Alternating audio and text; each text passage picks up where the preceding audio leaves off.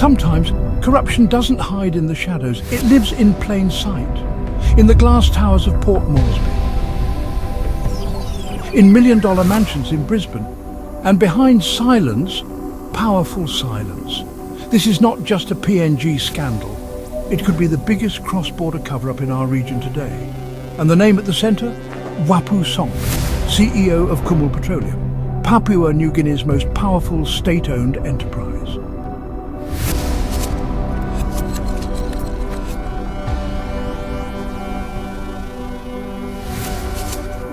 Let's start with a small, quiet company in Australia. It's called PNG Developments Pty Limited. Sounds harmless, right?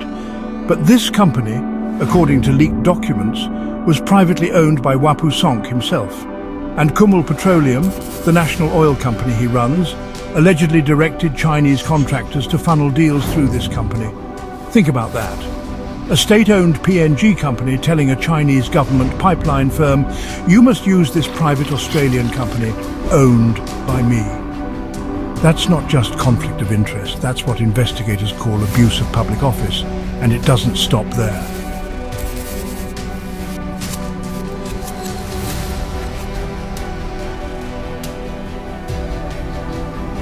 A few months ago, journalists spotted something strange.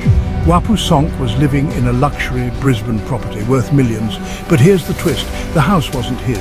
It was owned by someone who had just won contracts from Kumul Petroleum. What are the chances, right? Now ask yourself, why is a PNG state enterprise CEO living rent-free or secretly renting a mansion owned by someone profiting from PNG's oil money? It's like all roads lead back to Waigani's unofficial kings. And the people of PNG are left with crumbling hospitals, blackouts, fuel crises, and silence.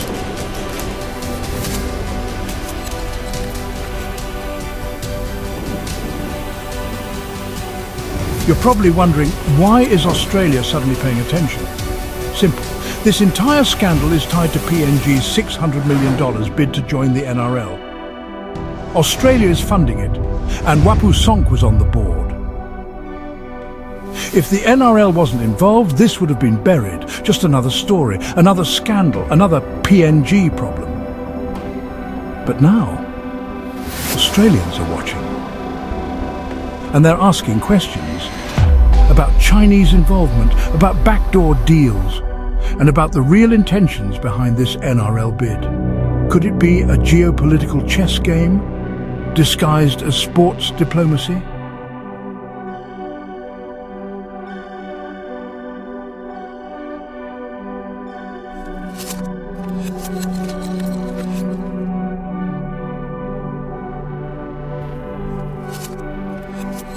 McKenzie, one of Australia's most decorated investigative journalists, tried contacting Wapu Sonk. He called, he emailed, he even offered an off-record chat.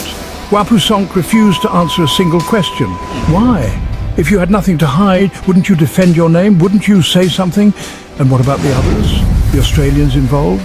Real estate agents, lawyers, middlemen? They all went quiet. Silence is not innocence.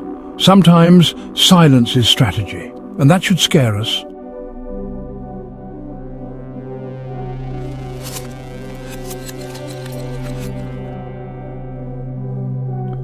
Let's ask the uncomfortable questions.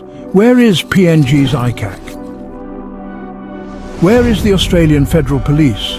Where are the boards and watchdogs?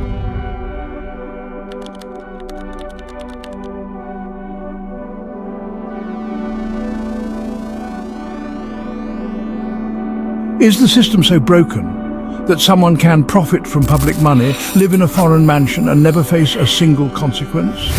Or worse, is this system working exactly as designed to protect the powerful and punish the poor? Because the longer we stay silent, the more they keep building empires with our oil, our gas, our sweat.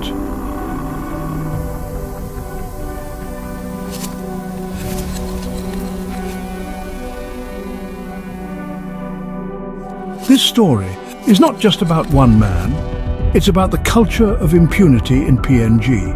It's about how Chinese state companies, Australian business agents and PNG officials might be playing a game with your national wealth. It's about the real price of silence. The true cost of contracts signed behind closed doors. And the question no one dares to ask: how deep does this web go? Who else is benefiting? And who is protecting it?